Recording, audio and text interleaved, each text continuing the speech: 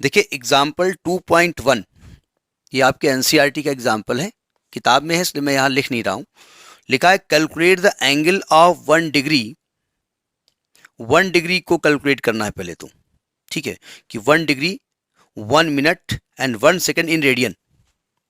1 degree 1 minute और 1 second in radian. अभी हम बता चुके हैं आपको, इसमें आगे दिया भी गया है लेकिन हम बता चुके हैं कि भाई जैसे होता क्या है कि जो रेडियन माना नापा जाता है, तो वो रेडियन हमने नापा ये था कि कोई भी आर्क अगर उसकी रेडियस आर है, सेंटर पे जो एंगल बनाता है तो angle is equal to arc upon radius होता है। इसकी यूनिट क्या होती है? रेडियन। पढ़ा है आपने। अब 1 रेडियन क्या होता है? देखिए, अगर मैं आर की लंबाई रेडियस के बराबर ले लूँ, ठीक है, एस की वैल्यू आर के इक्वल ले लूँ, तो ये भी आर हो जाएगा, ये भी आर हो जाएगा, 1 रेडियन हो जाएगा।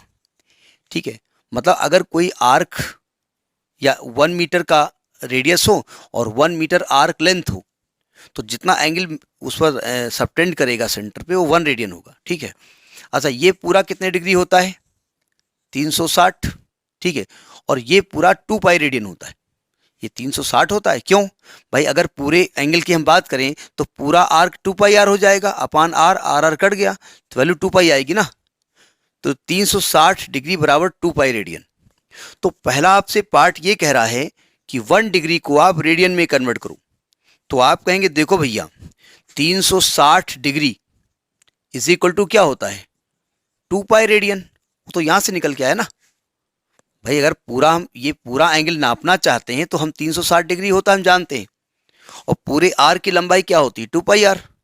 तो अगर आर्क अपन रेडियस करेंगे 2 पाई आर अपन आर करेंगे तो आर आर कट जाएगा ना, वैल्यू 2 पाई आएगी। और हमने कहा इस फार्मूले से जो भी वैल्यू मिलनी है वो उसकी यूनिट रेडियन आनी है। तो यानी 360 डिग्री क्या हो गया? 2 पाई रेडियन। तो 1 डिग्री कितना हो जाएगा? 2 पाई/360 रेडियन। ठीक, इसको जो हम कैलकुलेट किया हमने तो ये पाई/180 रेडियन हो जाएगा।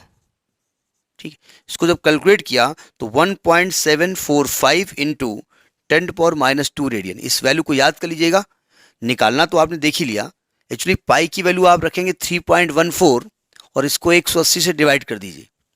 यहाँ पाई का मान रखेंगे 3.14, यानी पाई की वैल्यू रखेंगे यहाँ पर 3.14 और इसको 180 से डिवाइड कर दोगे तो ये आपका रेडियन में आएगा। वहाँ से वैल्यू यहाँ से निकल के आई है। ठीक है, फिर आपसे कह रहा है 1 मिनट, 1 मिनट, या इसको हम 1 मिनट आर्क या मिनट ऑफ आर्क कहते हैं या आर्क मिनट कहते हैं।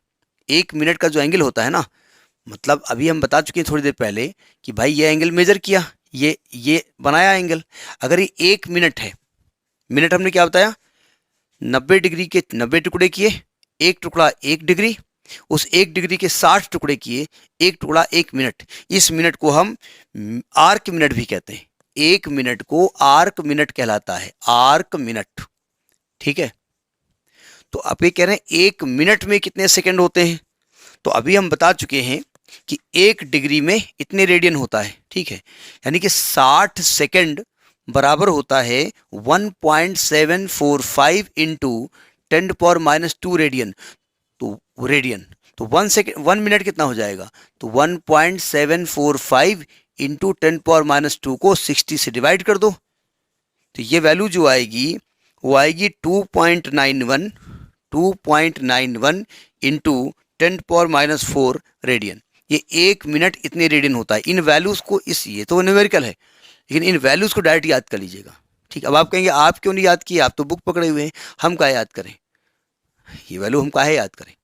हमको कौन नीट का पेपर देना है? ठीक है, आप याद कर लीजिए लेकिन, क्योंकि ये वैल्यू डायरेक्ट यूज़ की जाएंगी। ठीक है, और चूंकि एनसीईआरटी की वैल्यू है ये अथेंटिक है, कहीं कहीं डेसिमल आगे पीछे हो सकता है, इसलिए ये वैल्यू याद कर लीजिए।